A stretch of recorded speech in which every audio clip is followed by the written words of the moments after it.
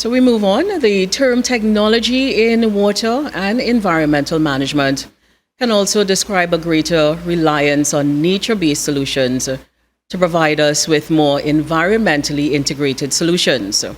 One that solves the problem with the greatest chance of sustainability, utilizing the least resources, and which has the most harmonious relationship with our natural environment. Let us take a look now at some of these measures employed by key stakeholders. A civil and a coastal engineer of 17 years, Mr. Don Rambarran is attached to the Coastal Protection Unit at the Ministry of Works and Transport, where he's currently working as a shoreline management specialist. With projects like the Cocos and the Captiville Shoreline Stabilization projects under his belt, he's here today to speak with us regarding the ministry's innovative works with respect to flood mitigation with its impact on the environment. Please, let's welcome Mr. Don Rambarran. Hello and greetings to the Honorable Minister of Public Utilities, Marvin Gonzalez, and all officials of the Ministry of Public Utilities and other government agencies, the Water and Sewerage Authority, WASA, the Water Resource Agency, WRA, specially invited guests and other presenters. My name is Don Rambarran, and I will be presenting to you the coastal protection perspective of the Adopt a River program at this 5th annual conference. Okay, so we have to discuss the coastal issues in Trinidad, and they're highlighted in the slide here. One will be coastal erosion and coastal flooding. These two phenomena go hand in hand, really, and they are two naturally occurring factors attributing to coastal degradation. Coastal flooding, also known as coastal inundation, occurs in many scenarios, but also when low-lying areas become submerged under seawater. And this can be seen happening all over Trinidad, the East Coast, the West Coast. We had a lot of incidents of coastal flooding on the East Coast. Coastal flooding is related to climate change, as is sea level rise. And coastal flooding and sea level rise cause rapid erosion and inundation of the land. The impacts of climate change, that is the storm intensity and sea level rise, also affects coastal communities which are perched on cliffs, and we'll see more of this as we go along. And then there's also the other issue related to coastal flooding, which is saltwater intrusion, which affects agricultural land. So the main functions of my unit, the Coastal Protection Unit, are 1, to continuously monitor shoreline stability, 2, to identify coastal issues, 3, identify and develop works to address coastal issues, 4, to form strategic ties with stakeholders, 5, provide advice on coastal issues to the Minister of Works and Infrastructure. Also, 6 and 7 would be develop the ministry's long-term coastal protection policy and to develop the ministry's long-term climate change adaptation policy. So I could probably break the tension a little bit with a little joke. I was trying to explain what I do to my 6-year-old daughter, and I came up with Daddy stack stones by the sea to prevent floods. So there's a simple way of explaining the mission statement of the Coastal Protection Unit, which is to deliver sustainable coastal management strategies in order to protect vulnerable communities, the built and natural environment along Trinidad coastal areas. Now, the question remains, as that ties in with the theme of this conference, is what is sustainable infrastructure?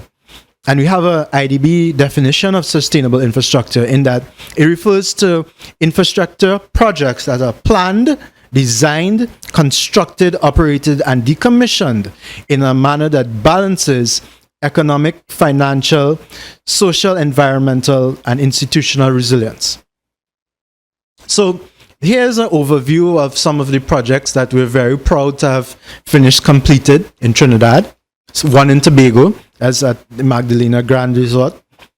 And I'll take you straight into the projects and how they contribute to sustainable engineering and to the wider goals of sustainable development in harmony with the ministry's Vision 2030 and the UN Sustainable Goals. So here we have this beautiful drawing of Kalmar Pass. Kalmar Pass is a village in Guayari. What I'd like you to pay attention to is those 3 green dots behind those long structures. Those dots are areas that we have earmarked for coastal vegetation. And that vegetation is part of green engineering. It will help us stabilize the erosion that you can see currently on this cliff and that is threatening this coastal community. The green engineering is referred to as the design, commercialization, and use of processes and products that minimize pollution and promote sustainability and protect human health without sacrificing economic viability and efficiency. Meaning that you don't always have to have heavy capital works with steel and concrete. You can use green engineering to address the problems that we face today. So one of the main projects that we're engaged in at this present time is the Captiville Shoreline Stabilization works. And these works include construction of a rock revetment, a timber boardwalk, and drainage and landscaping. So we had many assets that were at risk in Captiville. They were at risk to both coastal erosion and flooding. The sea would come up, and even the road in Captiville was under threat.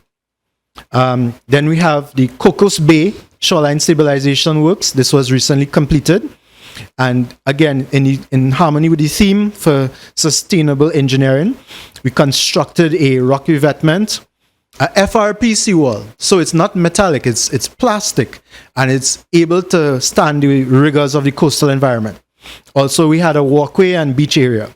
And you'll see a picture of it here. We're very proud of this revetment that starts off with the seawall at the Nariva River and terminates in a revetment that goes roughly 1.4 kilometers on the Cocos Bay, or commonly known as Manzanilla shoreline. And you could have some pictures of what we see at Cocos Bay. I'd just like to show you what coastal flooding is in a very small environment. Here you see the sea and the river, they interacting. And they form large waves, and the large waves with this phenomenon is called overtopping. So it's actually overtopping the seawall, and we develop a curved seawall to direct this water back towards the river and the sea. And I'm very proud to note that it is a site of a lot of local tourism. My time is finished, so I'll talk about the CNCMP, which is a holistic approach to coastal engineering. The Coastal Protection Unit is looking to transition from just simply coastal engineering and addressing problems as they come into what we know as shoreline management.